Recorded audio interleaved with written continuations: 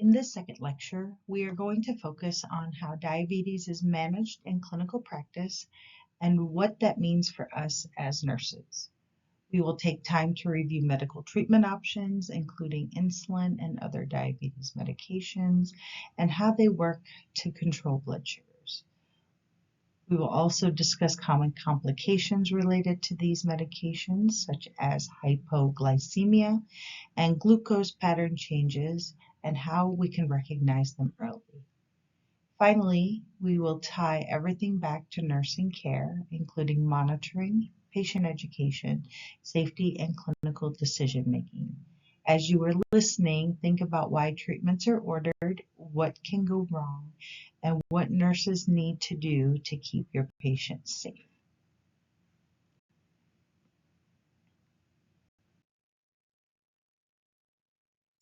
According to Linton and Madison, diagnosis is lab-based, not just symptom-based. Begin by reinforcing that normal blood glucose levels, which are 70 to 100, and I did verify because we had a discussion about blood sugars being 70 to 140 in our Giddens book. And according to Giddens, that is both our pre and postprandial blood sugars combined. So 70 to 100 is our optimal. 140 is what we want our blood sugars to be 2 hours postprandial. Okay. The current diagnostic criteria were published in 2017 by the Expert Committee on the Diagnosis and Classifications of Diabetes mellitus. So a diagnosis of diabetes requires one or more of the following criteria on 2 separate occasions, unless we have classic symptoms present, and those symptoms are polyuria, polydipsia, polyphagia. So according to this slide, your patient must have a fasting plasma glucose of greater than 126, and that must be drawn after an 8-hour fast. Okay, so anything higher than 126 in 2 separate occasions can indicate that your patient has diabetes. They also must have a hemoglobin A1C greater than or equal to 6.5%. This is the reflection of the average blood glucose over a 3-month period, and it should be performed in a certified lab. So the point of stick glucose that they take for a hemoglobin A1C in the doctor's office, if it does read elevated, greater than 6.5, the doctor will ask for a lab draw to be done so that they can check it through the lab draw. Okay. A random plasma glucose of greater than 200 should be accompanied by the classic symptoms, so polyuria, polydipsia, polyphagia, or an unexplained weight loss in your patient. Remember, in our type 2 diabetics, the weight loss will be kind of not as noticeable as our type 1 diabetics, but they will still have weight loss. If our patient were sent to get a oral glucose tolerance test, the plasma glucose shows greater than 200 after the ingestion of 75 grams of that sugary syrup that they make you drink. Okay, so only done in the lab. So these criteria reflects the failure of insulin production or insulin utilization. Remember, we talk about the broken negative feedback system when we talked about glucose regulation, hormonal regulation last week. So we're looking at diagnosis confirmation requires 2 of these, right? They have to meet 1, but it needs to be on 2 separate occasions, right? So if your patient came in and we had a fasting glucose level of 150 and the doctor sees that they have a hemoglobin A1C of 7.2, it's most likely that your patient is a diabetic. let's go on and talk about prediabetes. So prediabetes represents an early dysregulation of glucose control. So when we talk about our Giddens concept, right, glucose control, if we can recognize this issue ahead of time, we can kind of get that diabetes um, under control, or we can actually prevent your patient from becoming diabetic if we um, diagnose prediabetes ahead of time. Okay, so it gives time for the patient to correct. So Linton and Madison, your MedSurg book describes prediabetes as a condition where glucose levels are above normal, but not yet diagnostic of diabetes. So we talk about the impaired fasting glucose. Typically, plasma fasting glucose of someone who's pre-diabetic is like 100 to 125. Remember, we said anything greater than 126 equals diabetes. All right. We also talk about an impaired glucose tolerance test.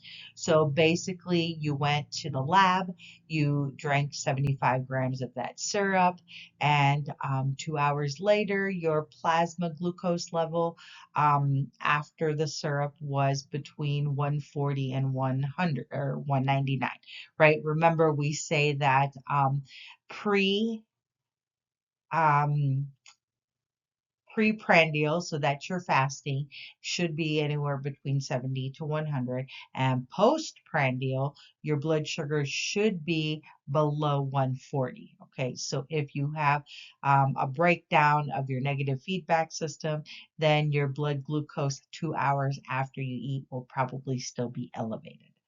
A hemoglobin A1C anywhere between 5.7 to 6.4. Remember, 6.5 or greater is when we diagnose someone as diabetes. All right.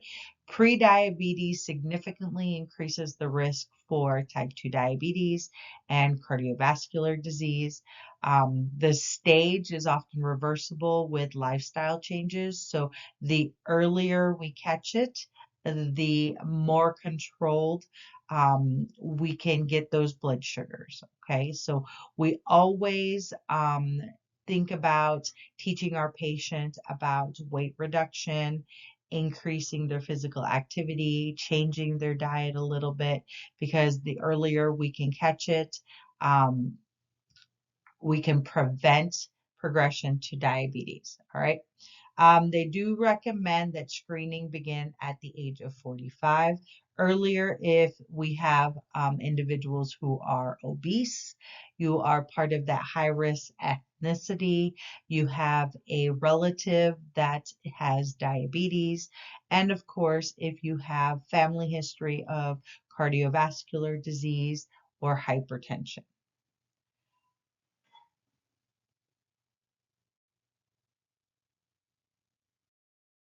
All right, so let's talk about treatment.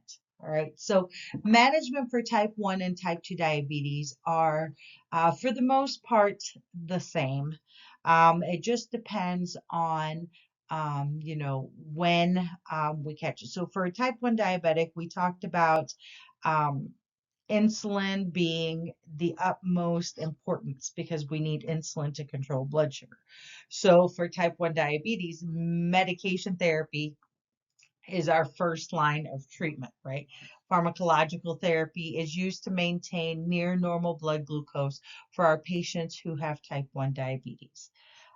Then we talk about nutrition therapy, and we'll talk about that in the next couple slides. And we talk about exercise, right? So for a type 1 diabetic, because someone is diagnosed earlier in life, right? Remember, this is when these patients are younger. They need to be able to consume enough calories to maintain or keep their normal weight, right? Because when they have high blood sugars and they end up in DKA, the body is utilizing that fat and protein that they're going to lose weight. So in our juveniles, in our youth that have type 1 diabetes, they need to be able to maintain adequate calories so that they can maintain their weight through a growth spurt. Most of the people who are type 1 diabetics are typically underweight due to that. Okay. Most of these people will have individualized meal plans. So, the American Diabetic Association has something called the ADA diet, the American Diabetic Association diet. They used to be on calories, right? And then they teach them about carbohydrate exchanges. Because these people are type 1 diabetics are reliant on insulin. They need to be able to calculate the amount of carbohydrates they are going to be consuming so that they can adequately give themselves the appropriate number of insulin. When we talk about insulin dependent diabetics, they need to have a midday snack and a bedtime snack in addition to their 3 meals a day so that we can kind of regulate that blood glucose a little bit better. When we talk about managing stress and acute illness, we know that emotional and physical stress can cause a rise in blood glucose levels because of the secretion of cortisol hormone from our body, right? And that elevates our blood sugar. So we're always educating them about how to manage their stress. If they're sick, they need to monitor their blood sugars more often. They need to continue eating. They need to continue taking their insulin because if they do not take their insulin, their blood sugar elevates and they run the risk of going into diabetic ketoacidosis, right? So we'll talk about their sick day protocol in a few slides. But always remember that every diabetic patient, be it a type 1 diabetic or a type 2 diabetic, they always have a sick day protocol so that if they were to get sick, we are trying to maintain their blood sugar so that they stay out of the hospital. So let's talk about their nutrition. So in type 1 diabetes, nutrition is critical because patients have no insulin, right? They have their body doesn't make that insulin to help them control their blood sugars. So food intake typically is coordinated with insulin administration. When we talk about their food, right, we talked about calorie counts, we talked about the amount of carbohydrates. If you knew a diabetic, they were very strict on you can only have 4 ounces of juice. You can have, a slice of bread. You can't have bread and mashed potatoes because those are considered carbohydrates, right? Carbohydrate counting has the greatest impact on blood glucose. Insulin doses are typically adjusted based on the patient's calorie intake or carbohydrate intake, right? But if we talk about carbohydrates, we tend to steer them away from the simple carbohydrates, which are your white bread, your cereals that are very sugary, sugary drinks, sugary snacks, right? And we want them to go towards the complex carbohydrates. Takes a little bit of time to break down. Oatmeal, grain breads, right? Wheat bread, grain breads. So we're making sure that they're adequate, their consistent carbohydrate intake helps kind of keep them from hyper or hypoglycemia episodes, right? They do require a thorough education on identifying carbohydrate type foods, portion sizes, being able to read nutrition labels. So in type 1 diabetes, right, nutrition needs to be balanced with insulin therapy. For exercise, our type 1 diabetics, exercise is important for overall health, but it also needs to be very carefully managed. Exercise increases glucose uptake by muscles by supporting glucose regulation. So, some benefits of exercise for a type 1 diabetic is like improved cardiovascular conditioning. It does enhance your psychological well being, right? It helps you kind of have some good mental clarity. If you think about it, we exercise when we're mad, you can kind of punch the bag and get all that anger out and you feel better. Okay, so it does have a benefit for our psychological well-being. With our type 1 diabetics, because they don't have insulin production, right? Exercise needs to be balanced with your insulin intake. So you have to be able to teach your patients that, they can't exercise when their insulin's working at its best because they're going to have a hypoglycemic reaction. They need to be able to eat or have a snack with them before, during, and after they exercise. All right. Without sufficient insulin, exercise may lead to hyperglycemia. So, because exercise actually causes stress on the body, depending on the type of exercise you do, your type 1 diabetics are at increased risk for hyperglycemia and a risk for diabetic ketoacidosis. All right, so a couple things you need to teach your patients who are type 1 diabetics about exercise. It doesn't mean they should not exercise, but if they are the type of person that's an athlete, right, they need to monitor their blood sugars before, during, and after exercise. They need to adjust food and insulin as needed to maintain that glucose stability. I have a friend whose son is a pro NHL hockey player.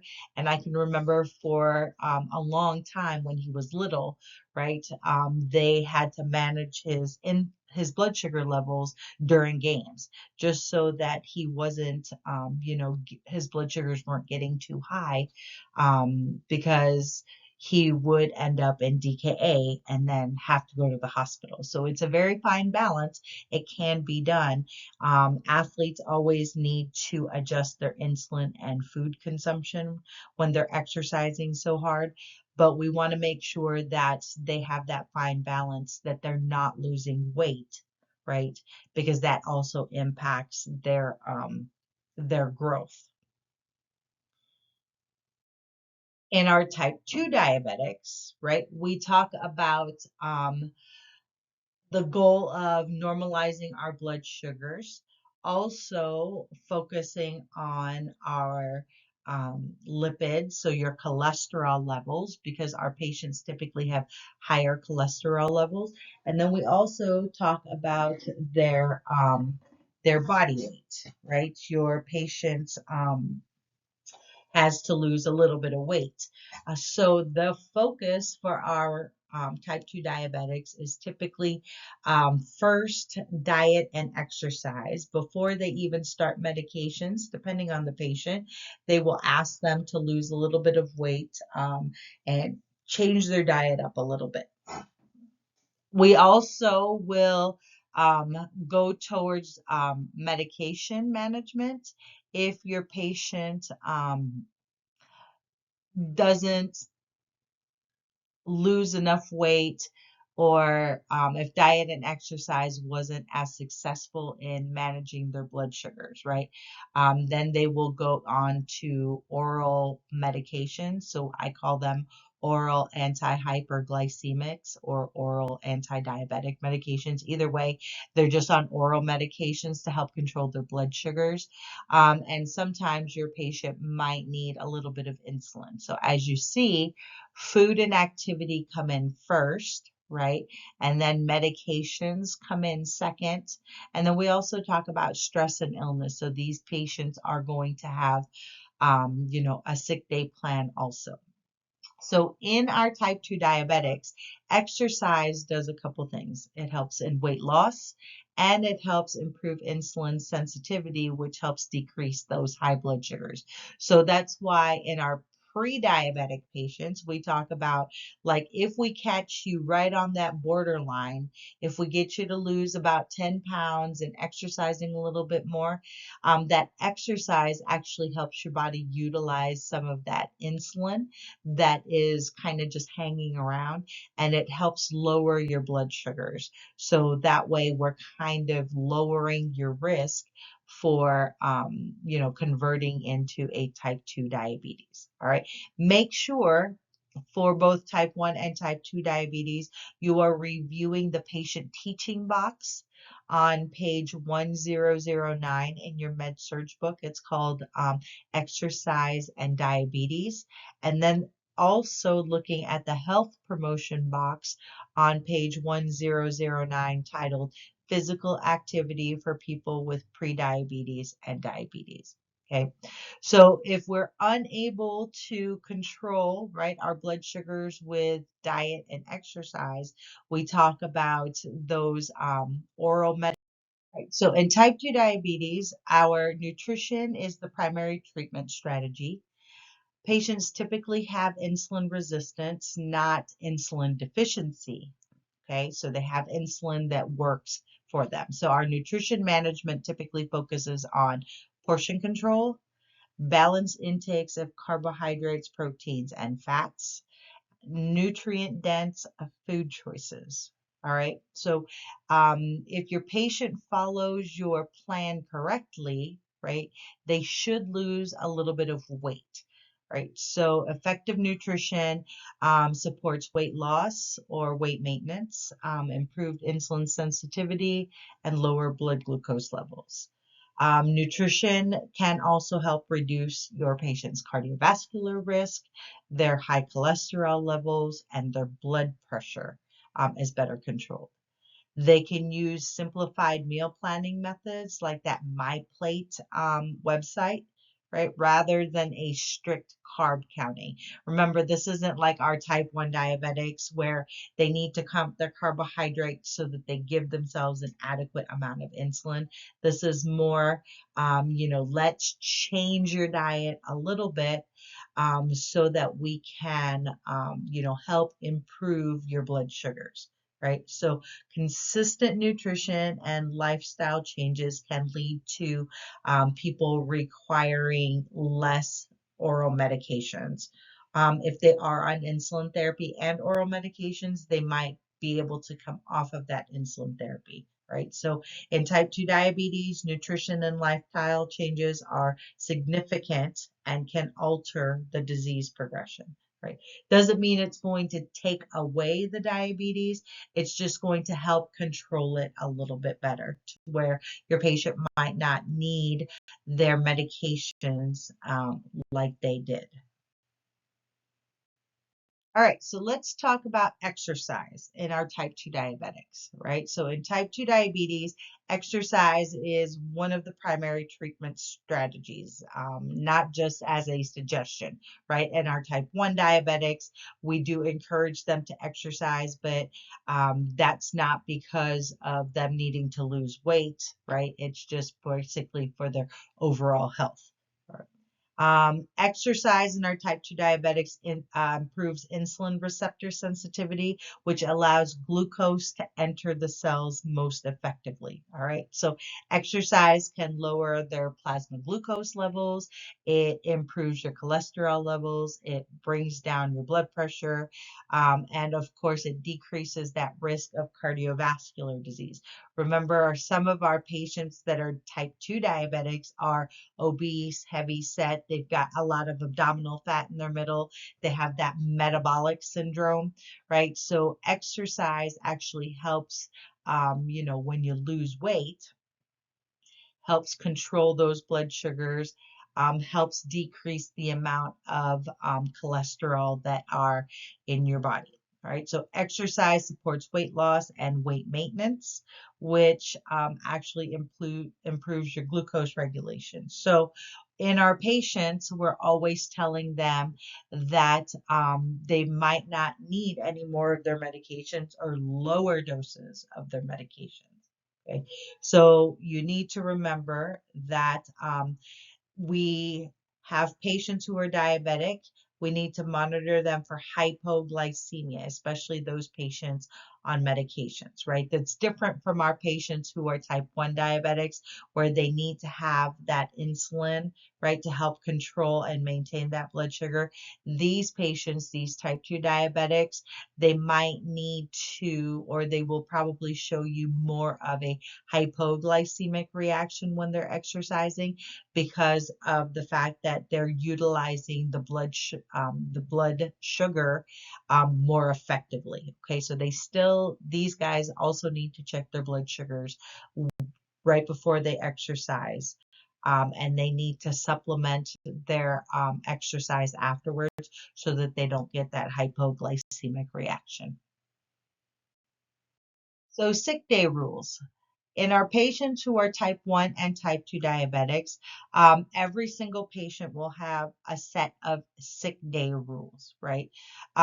We always tell our patients that regardless of whether or not they are not feeling well, not able to eat, they need to continue to take their diabetes medications, especially our type 1 diabetics, okay, because they don't have insulin and they need that insulin to help manage that blood sugar that's going to elevate. Remember, illness, stress, that elevates the blood sugars.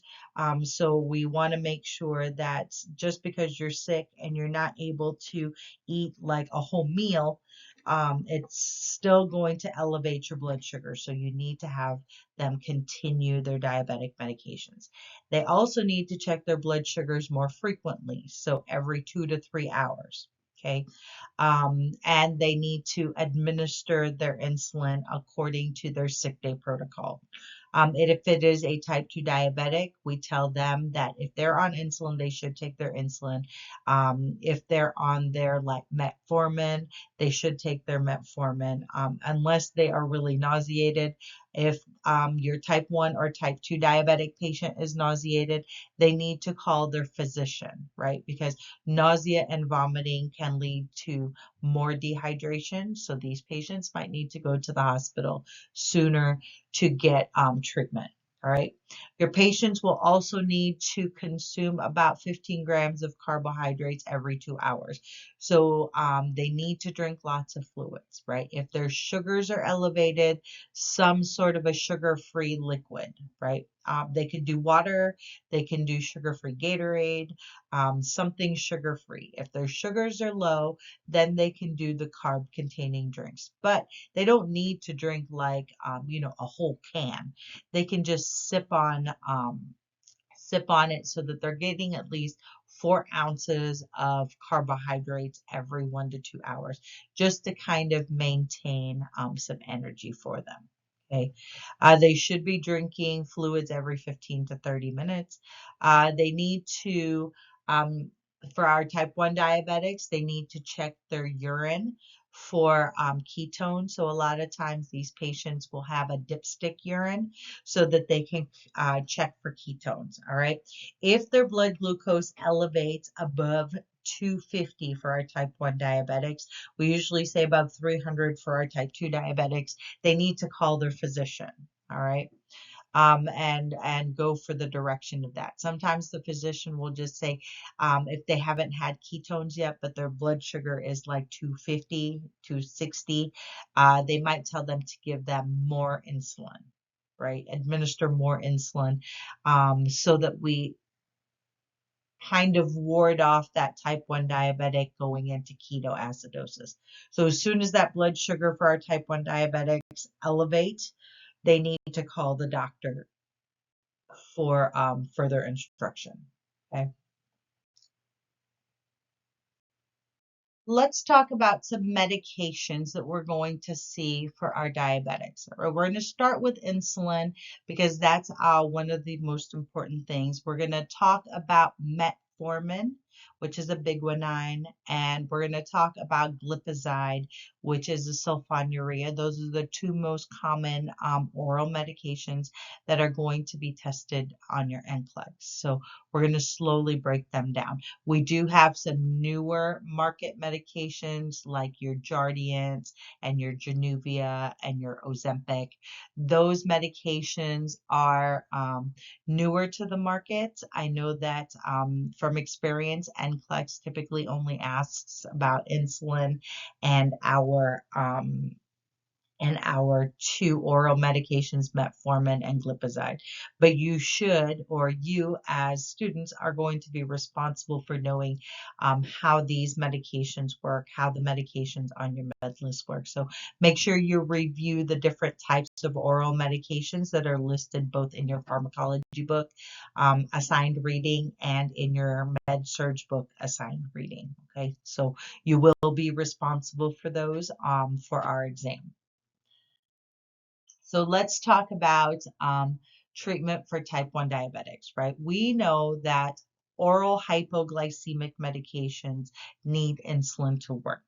So for our type 1 diabetics, they don't make insulin. So an oral medication will not work for this patient, right? Our patients will need insulin. And so your responsibility for insulin is going to be to know the different categories of insulin. So our short acting, long, rapid acting, um, your long acting, and your intermediate acting. So you're going to need to know those four categories. You're going to need to know the medications that fall in those four categories. And then you're also going to need to know a couple things about the insulin. So we'll talk about that in the next slides.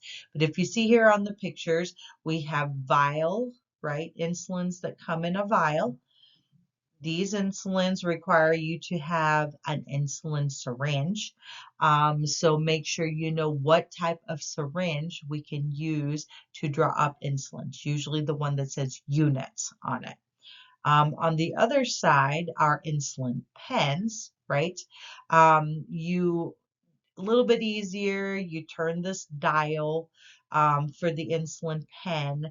You need to have an adapter for it that has a needle on it. All right.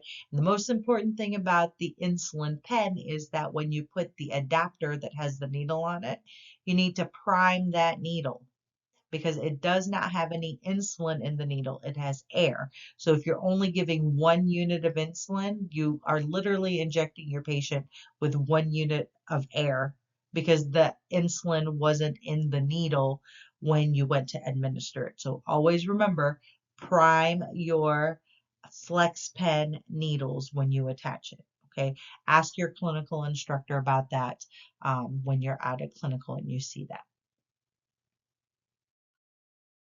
All right, so let's talk about insulin therapy.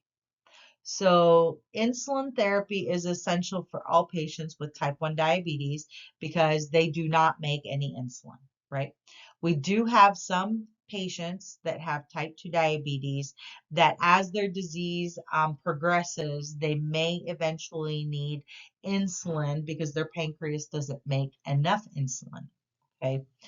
Um, Insulin therapy, we talk about in your Giddens book, right?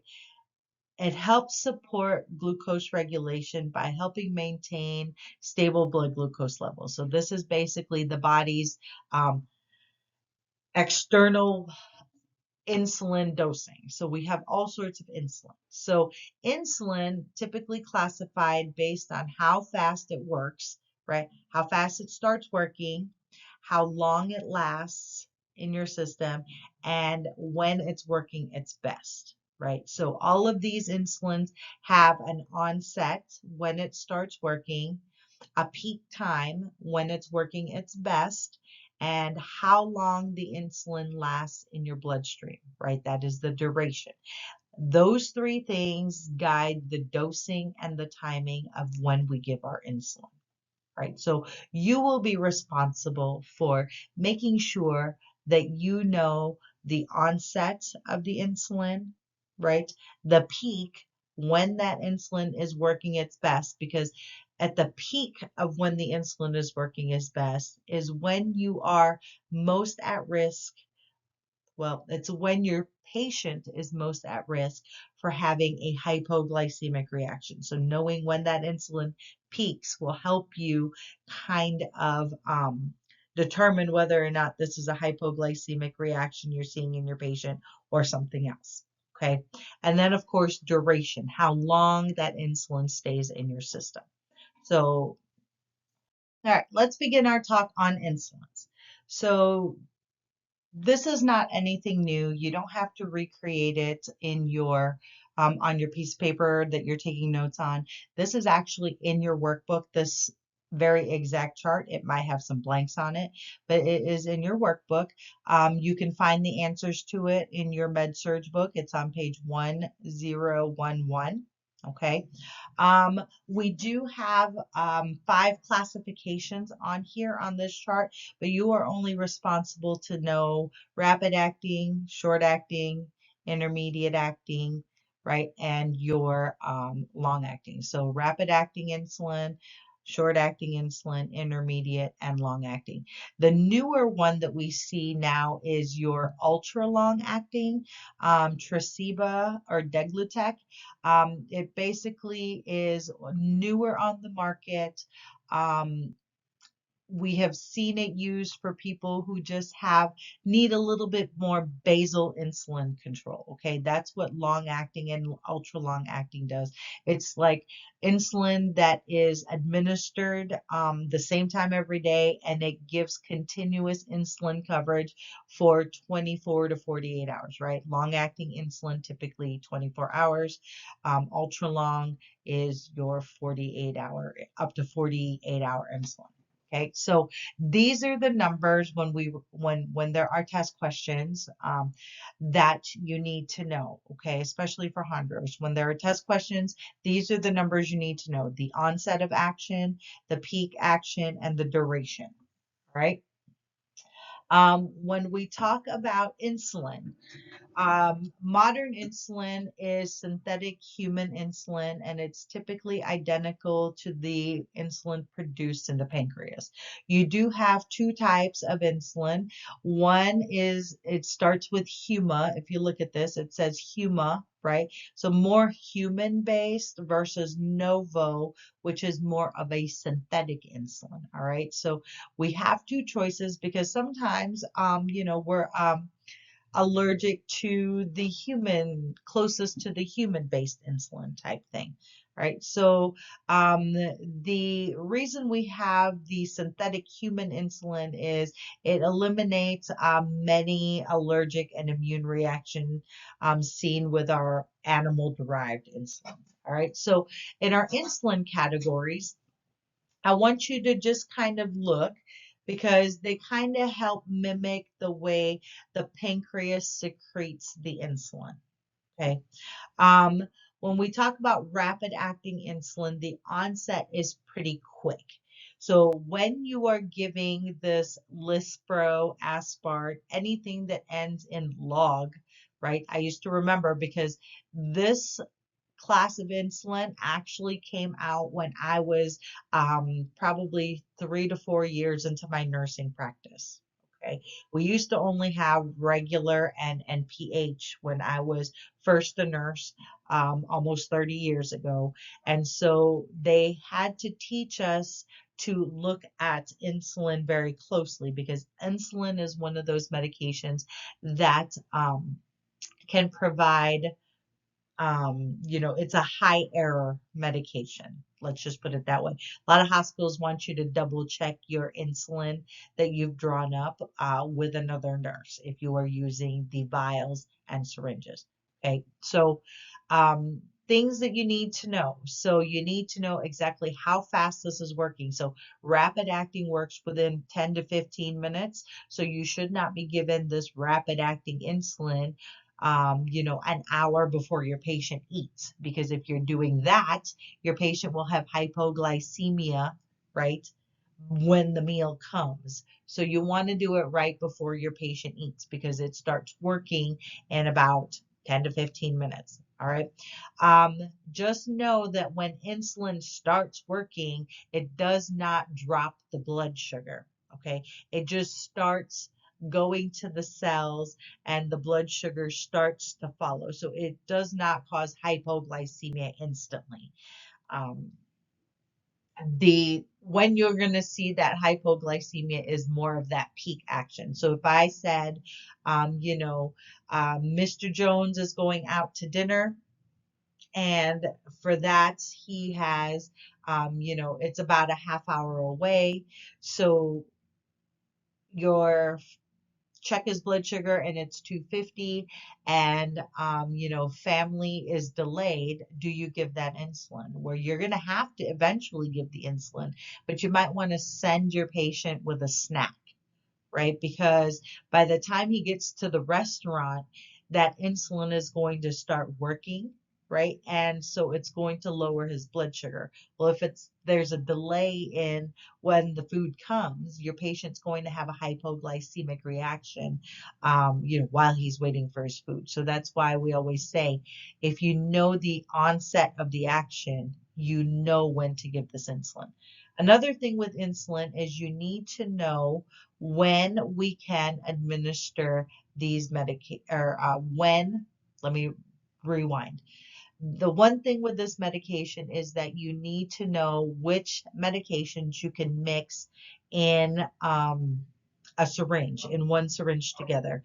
And we teach you that because, there are some insurance companies that don't pay for the pens. They only pay for the insulin needles and vials. So we still have to teach people how to mix two insulins into one syringe.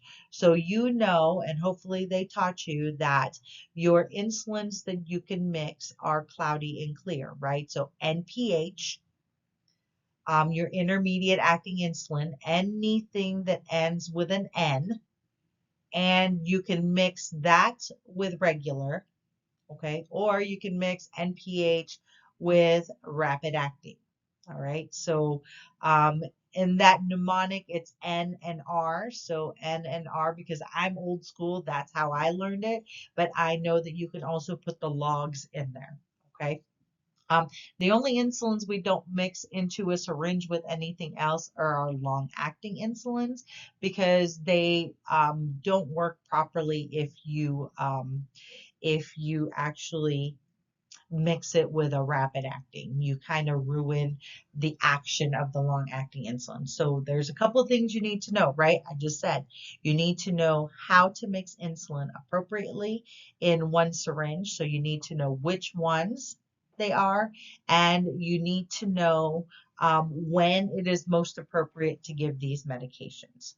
So long-acting insulin, we give once or twice a day, especially the Lantus. I've seen it now starting to be given at least twice a day to provide longer coverage. So it's the same time every day, okay, for our long-acting insulin and our ultra-long insulin. For our rapid-acting insulin and our short-acting insulin, those are the two categories that we use for those sliding scale insulins. So make sure you know which insulins are sliding scale, okay? So the route of insulin that is preferred is subcutaneous, right? And sometimes your younger patients, especially, kind of get a little bit head over heels because they're like, why can't I take my insulin orally, like my grandpa? Well, one, your grandpa has type 2 diabetes and you have type 1 diabetes. And two, insulin cannot be given orally because it's destroyed in the GI tract, right? All insulins need to be administered subcutaneously, which is our most common route. So it is your responsibility to know where the sub-Q routes are for your patients and at what angle do we put the sub-Q needle in if it is a syringe, because we know that if it is an insulin pen, you have to go in at that 90-degree angle, okay? Um, You also need to know which insulin can be administered via the IV route. We know that regular insulin is one of the only insulins, actually, it is the only insulin that can be administered through the IV route, but there have been studies shown that now they might start using rapid acting insulin. But for testing purposes, you just need to know that IV insulin is administered via regular insulin. All right. We use regular insulin IV because it is used to manage our patients in DKA. There is inhaled insulin, so there is an inhaled insulin version. It was approved by the FDA in 2015. It does offer an alternative mealtime option for selected patients. It's used more for like a rescue thing than a treatment thing. So I have not seen it used in clinical practice. This is something new to me, and of course, when you see it, it's probably going to look just like when the Narcan nasal things. Okay, but it's more or less for a short-term use. I often think about it as a rescue thing versus I use it every day type of thing. Carrying on with our insulin injection. So if you look at the picture on the left there, the suggested sites are illustrated in that figure from your MedSurg book. So it's on page 1013. Okay, so typically we go to the arms, you can go to the thigh, you can go to the abdomen. We always talk about site rotation, and site rotation helps prevent complications. Okay, a lot of times our patients, when we teach them, they can do a couple places for their insulin injections. It's pretty hard to put your injection in your arm, right? Unless you are pretty good. So we talk, a lot of our patients end up putting their insulin in their abdomen or in their thigh. The rate of absorption from the abdomen is approximately 50% faster than if you were to inject insulin into the thigh. So abdomen is probably one of the most preferred places, unless you have some really skinny person. Um, they might not prefer being injected in the abdomen. Okay, but site rotation helps prevent a couple complications. One of them being lipohypertrophy. So if you look at the picture below the insulin injection sites, you can also get what we call lipoatrophy. So this patient has lipoatrophy, which is the pitting or hollowing of the subcutaneous tissue. So pretty much like this person just injects their insulin in the same place over and over again. Okay.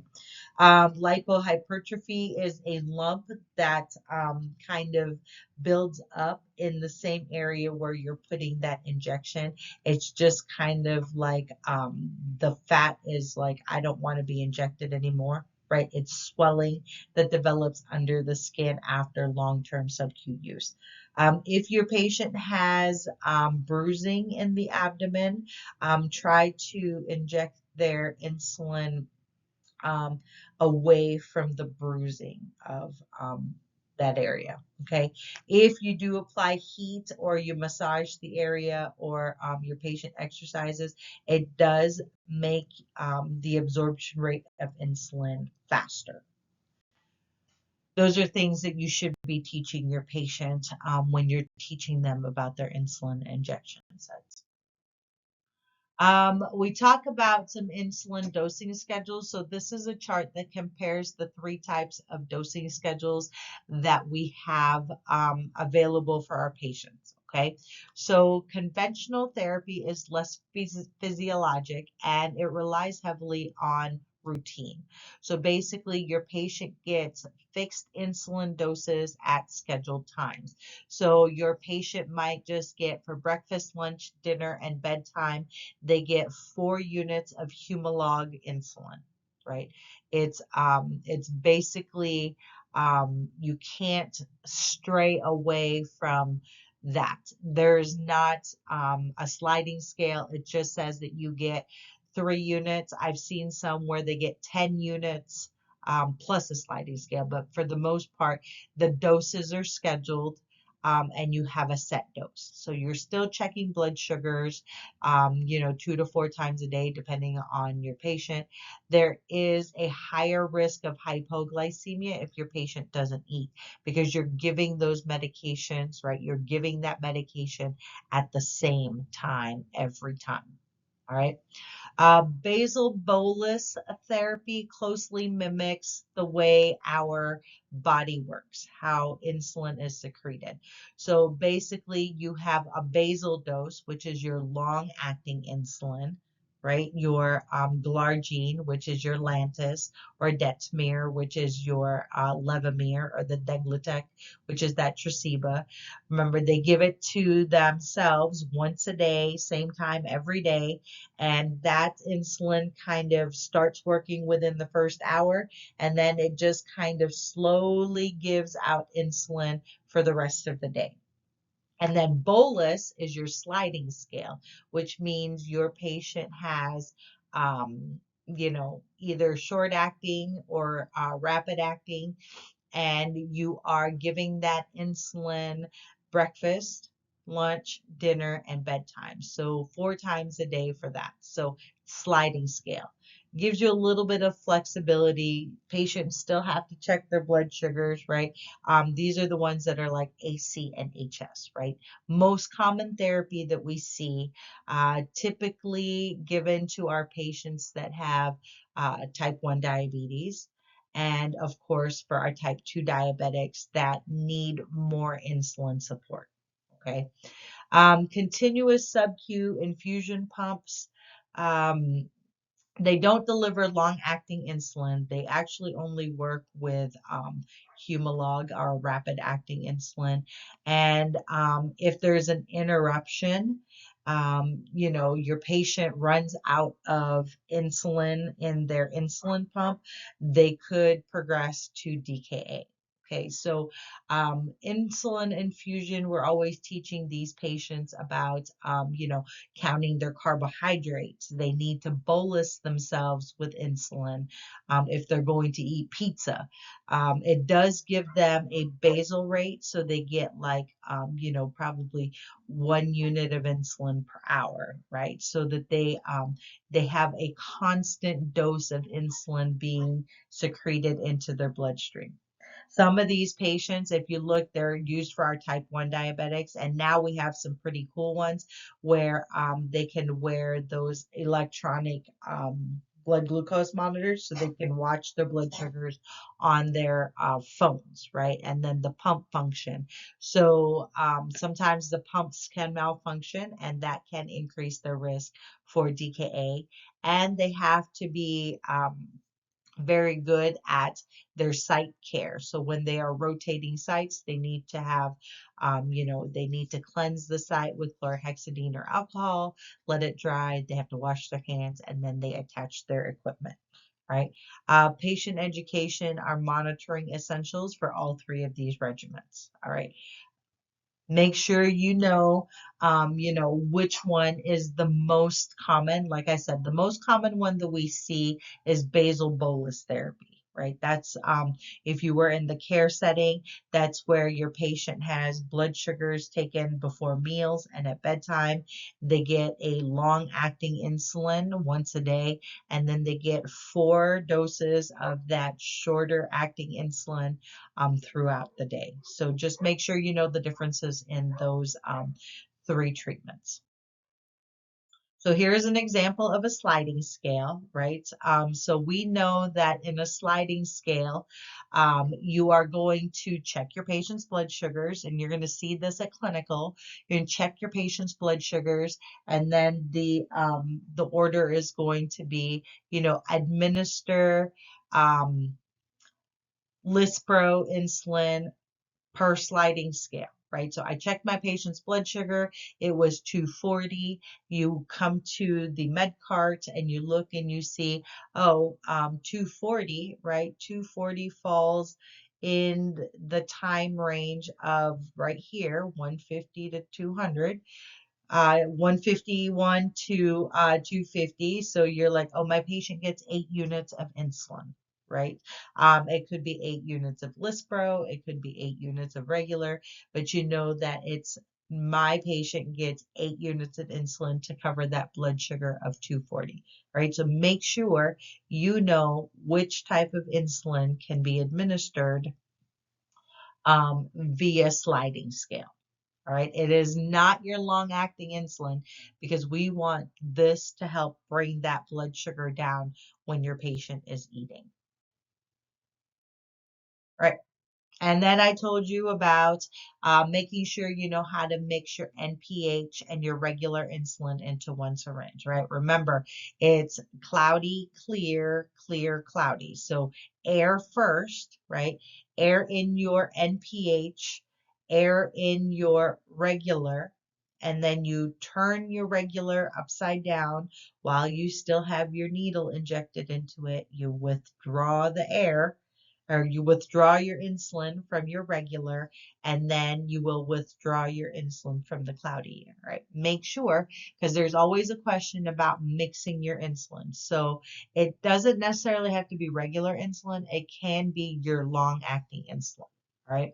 And then remember that we are adding the insulin. So if I say we need 10 units of our 10 units of your NPH and you need 3 units of regular.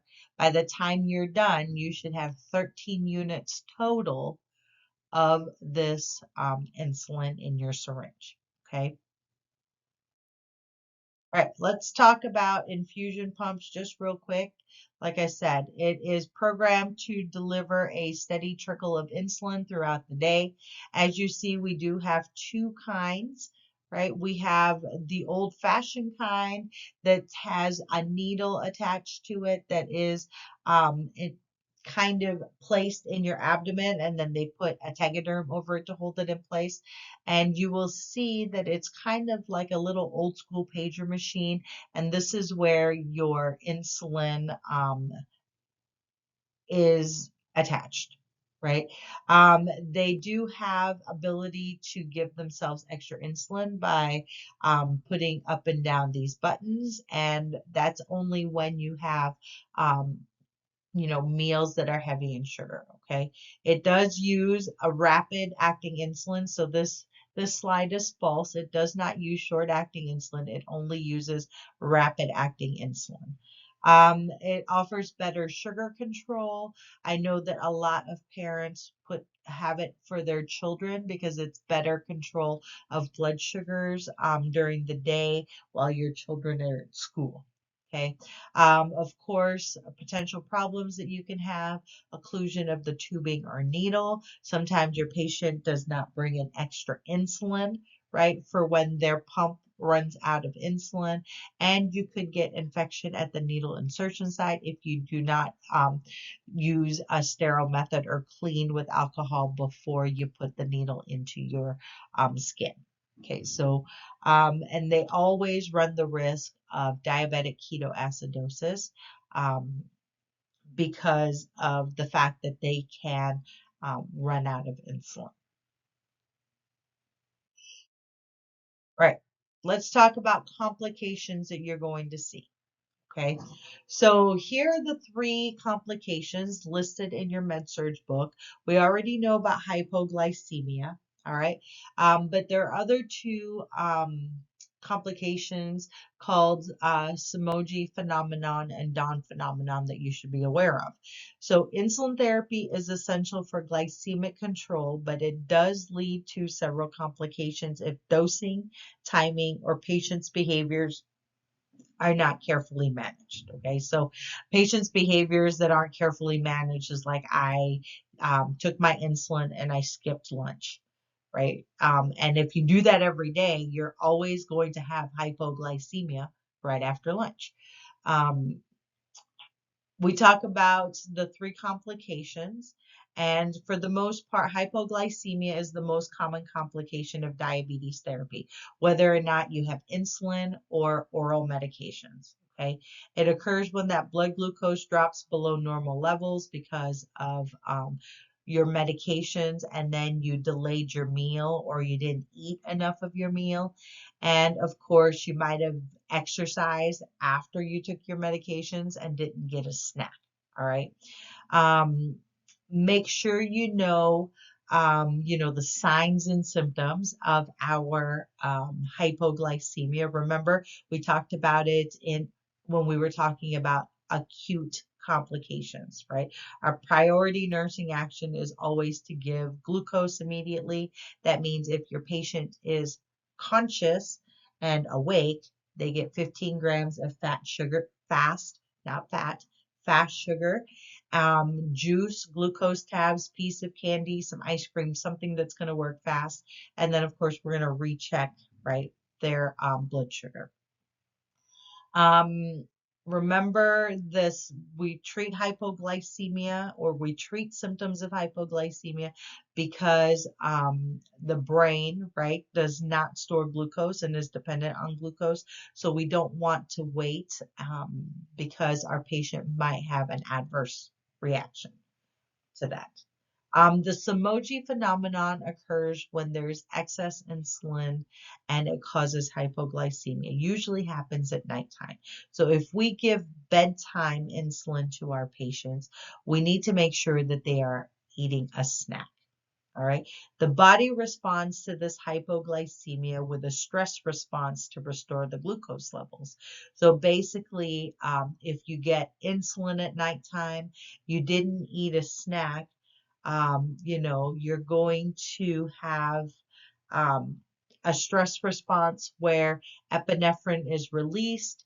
It stimulates the liver to break down that glycogen, to release glucose into the bloodstream. So in the morning, your patient's going to wake up with hypoglycemia or hyperglycemia, sorry. So for the most part, sometimes your patients will wake up about 3 o'clock in the morning. They might have those night sweats. They might have a headache. You know, they just don't feel good, right? So you might need to check that blood sugar, or they might need less insulin, right? In the evening. So if you are a night shift nurse and this is happening to you 2 to 3 times, you know, in a week when you're working, you need to make note of that and maybe notify the physician that your patient's insulin, right, is too much at nighttime. We're giving them too much at nighttime, or we need to offer them a bedtime snack. You kind of have to play detective when this is happening. So for the most part, with Somogy phenomenon, more insulin isn't the solution. It actually makes your patient's hypoglycemia overnight worse. Okay. Um, Patients with those Somogy phenomenon, they have restless sleep, they might have nausea and vomiting, they might have bedwetting, their blood glucose records kind of have those high fluctuations from one day to another. Okay. And then your patient might mistakenly increase their insulin because their morning sugar is elevated. All right. Dawn phenomenon is the same thing. Typically happens in kids. It's when the blood sugar is elevated, right, caused by normal hormone release, which is the growth hormone or cortisol, and it causes an increase in the early morning, right? So they could go to bed at night, and they could have normal blood sugar.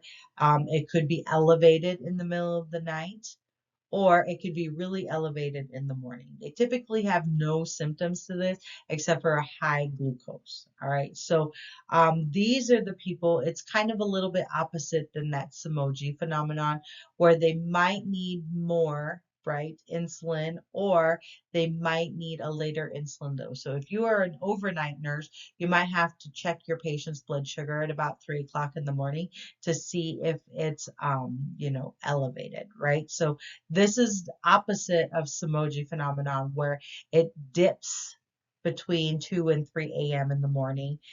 Dawn phenomenon is where it's either normal or elevated at 2 or 3 in the morning.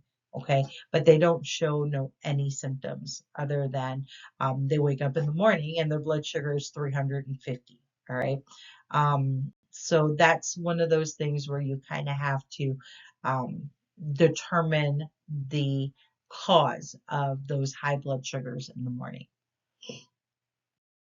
All right.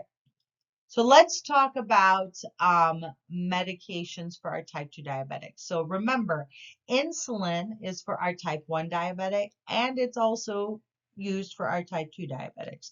Oral medications are only used for our type 2 diabetics because you need to have some sort of insulin production for these medications to work. So here are a list of things that you need to know, right? There are some readings in your pharmacology book. There's readings in your med surg book. Make sure you're reviewing these tables because you're responsible for these different types of medication. Okay. When we use type 2 diabetic medications, the oral medications, remember, it's not a substitute for insulin. It is not oral insulin. Some people say, I'm taking my insulin pill. I think it's just so that they remember it's for their diabetes. All right. It works by utilizing the insulin that you already have made in your body, and it helps that insulin work a little bit better. Okay, so when we talk about the common diabetic meds that are tested for the NCLEX. This is one of them, metformin. It is a biguanide. All right. Often the initial medication given for our patients with type 2 diabetes, right, works by going to the liver and telling the liver to please stop making or please stop breaking down, right, the stored glucose, because what's happening is the body is like breaking down and putting glucose out there. So it's telling the glucose to stop, right? That liver to stop making the glucose. It's helping the muscle cells utilize more of that glucose, and it's helping the insulin go to those cells to help move the glucose from the blood sugar or from the bloodstream into the cells. So I call metformin like the traffic director for the insulin and the blood sugars. Okay.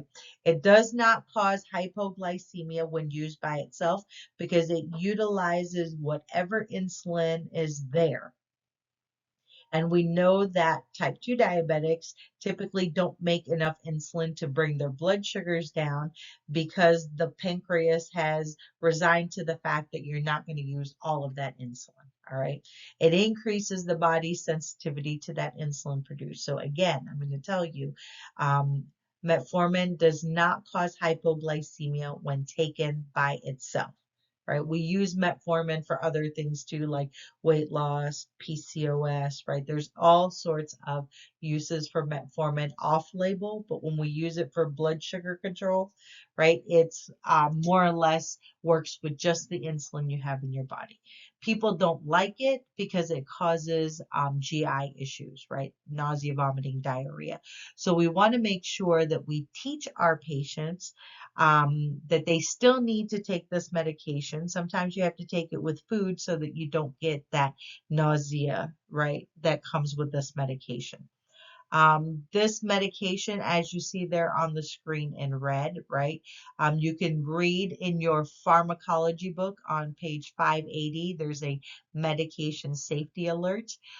This medication should not be used in patients with severe kidney issues, cardiovascular issues, or respiratory conditions. So we have newer medications that actually help with people that have kidney issues or cardiovascular issues. All right, because it does tend to damage the kidneys. All right. Patients that have metformin, we say that we want them to hold this medication after they get contrast, IV contrast, because it can lead to lactic acidosis production and kidney failure. So they tend to hold it 48 hours post IV contrast. When we talk about dosing of this is usually 1 to 3 times a day, depending on the patient and blood sugar control. It starts at 500 milligrams. I've seen it as high as 2,000 milligrams 3 times a day. They do have a extended release form that is taken once or twice a day. Just remember that we cannot crush the extended release form. Okay. If this medication is used with sulfonylurea, which is the next medication we're going to talk about, right, it has the potential to cause hypoglycemia. So remember, if it's taken by itself, it will not cause hypoglycemia. If it's taken with sulfonylurea, it will cause hypoglycemia. Okay, because sulfonylureas, they work a little bit differently. So this medication, sulfonylurea glipizide, is the medication that is taken in conjunction with metformin when metformin's not working as well as they want it to, because it stimulates the release of insulin from the pancreas. So this medication goes to the pancreas and says, hey, I need a little bit more insulin. But in coordination with metformin, or even if it's just taken by itself, it helps the body be more sensitive at the insulin receptor site. So it's helping the body utilize the insulin that is produced. Okay, so it decreases the production in the liver of the glucose that's being secreted. So it works the same way as metformin, but it also helps the pancreas release insulin. Okay, so that's why this medication has more of a risk to have a hypoglycemic reaction, because we're increasing the amount of insulin floating around in the blood cell to help control that blood sugar. So you need to teach your patient that if they are going to take this medication, they need to actually have something to eat, right? Whereas if they were taking metformin, they can eat, right? Or they can take their metformin, drink their coffee, wait a little bit, and then eat, because it just utilizes the blood sugar that's floating around in their bloodstream. Make sure you are reading the medication safety alert in your pharmacology book. It's on page 581. It's going to talk to you about that hypoglycemic reaction. You also need to make sure that your patient is not allergic to sulfa medications, because this is a sulfa-based medication. Okay. Older people have diminished renal and liver function. So you need to watch how this medication is metabolized in your elderly patients, because it could increase the risk of hypoglycemia. All right. This medication should be taken on an empty stomach. So just probably 30 minutes before they eat, so that it can start working by the time that patient eats, so it can signal that pancreas to make more insulin in anticipation of eating. Okay, that's why you run the risk of having that hypoglycemic reaction. Right. So let's review a few things that are important. All right. When we take care of somebody with diabetes, it is very important to do a lot of teaching. And in order for our patients to have the most optimal blood sugars possible, we know that monitoring of blood glucose is one of the most important parts for diabetes management, right? We call it the cornerstone of diabetes management. It allows that person with diabetes to actively monitor how their blood sugars respond to food intake, physical activity, medications, and stress. All right. Nowadays, we have cool blood glucose meters where you just stick the sensor, on their skin, and their phones can tell them what's or how their blood sugars are doing, right? Before we used to have to stick their fingers 4 times a day, 6 times a day to just make sure that their glucose is not spiking at unknown times, right? You can see now on TikTok there are people who are like, here, I'm going to drink this really sugary drink that's supposed to be sugar free, and look what it does to my blood sugar, because you can see it right on their monitor. So it's a little bit easier now, I think, for diabetics to have a little bit of control in monitoring their blood sugars, right? Monitoring their blood sugars empowers them to make good daily decisions that help maintain those glucose levels within the target range, which means then we will have good A1C control, right? This is key for preventing both acute and long-term complications. When we talk about routinely checking blood sugars, your patients can identify and recognize hypoglycemia symptoms or hyperglycemia symptoms early. I know that with some of these blood glucose machines, you can set an alarm and it can tell you when you've had a spike in your blood sugar, right? And you can adjust treatment as needed. The frequency of testing depends on the patient's treatment plan. So, patient using insulins, especially those that are on like before meals and at bedtime, may need to check their glucose more often, or through, especially before they eat, right? A lot of times now you even have at like some of our nursing facilities, patients with those blood glucose sensors. Instead of us sticking their finger for a blood sugar, we're just looking at their phone or using their phone to check their blood sugar. Glycemic goals should be individualized based on age and other issues that you have for overall health. We always recommend that pre-prandial, before you eat, your blood glucose should be anywhere between the level of 80 to 130. That's according to your med surge book. Okay. During hospitalization, because you're sick, there's lots of stress in the body. The doctors do a lot of checking your blood sugars more often, because we want to make sure that you're healing well. If you had surgery, your wounds are healing well. We want to make sure that there's a target number that the doctors want, so that you are, managed correctly while you're in the hospital. Okay, because we know that when you're sick, your blood sugars tend to be more elevated. We talk about A1C testing, so glycosylated glucose levels.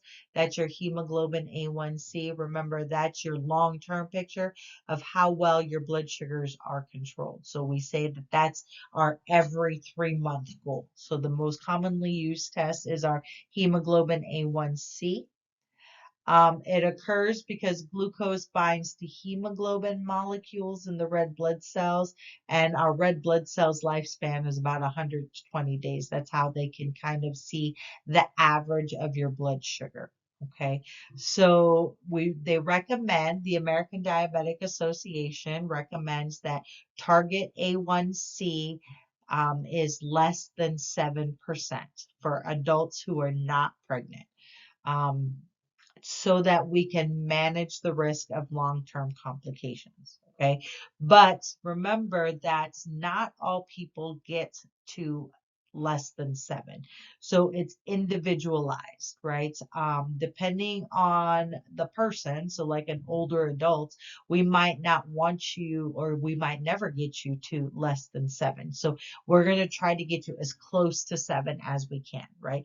Patients with multiple illnesses, patients with a limited life expectancy or a high risk for hypoglycemia.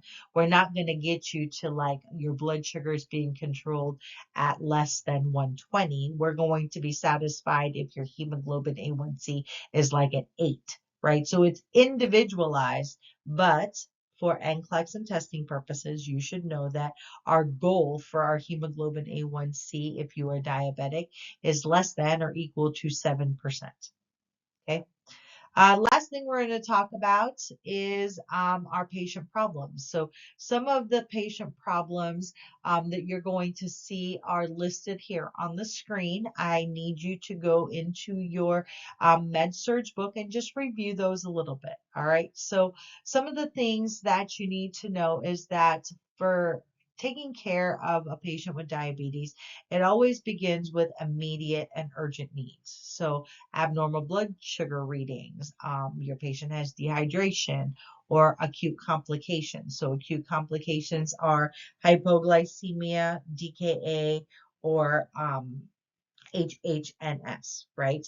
Abnormal blood glucose levels either be elevated or below, and they're showing symptoms, okay?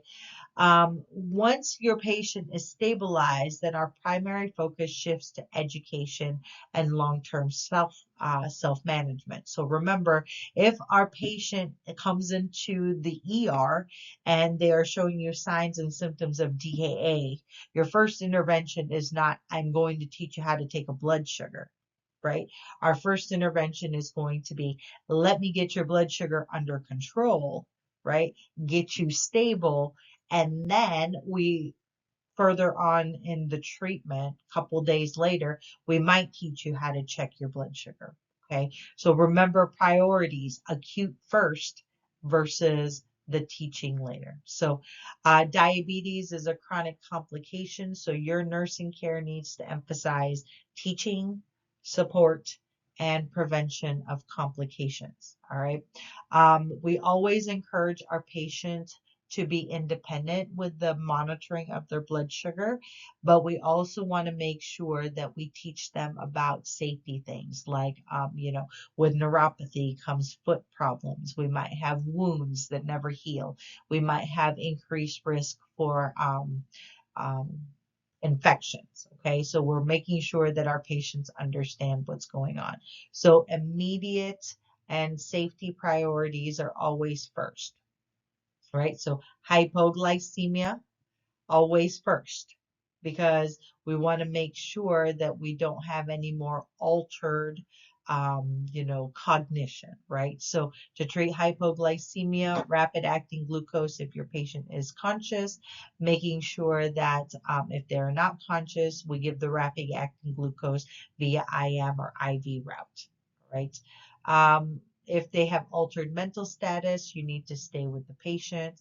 You need to administer your emergency medical treatment, right? Of course, with our patients, we're always looking at potential for fluid volume deficit because of that thirst and increased urination. So we're always going to encourage frequent fluids. If they're sick, we're going to encourage them to drink fluids, and they need to report nausea, vomiting, diarrhea, right? Because they are going to be further dehydrated. All right. For insulins, remember we need to teach our patients about um, starting new medications. We need to be able to verify the different types of insulins and the timing of the insulins. And you need to make sure that our patients know that many types of medications interact with insulin or oral hypoglycemics. All right. All right. I hope that this helps you out a little bit. Hopefully you guys will come prepared for our activities in class. And if there are any questions, please reach out to your instructor. Have a great day.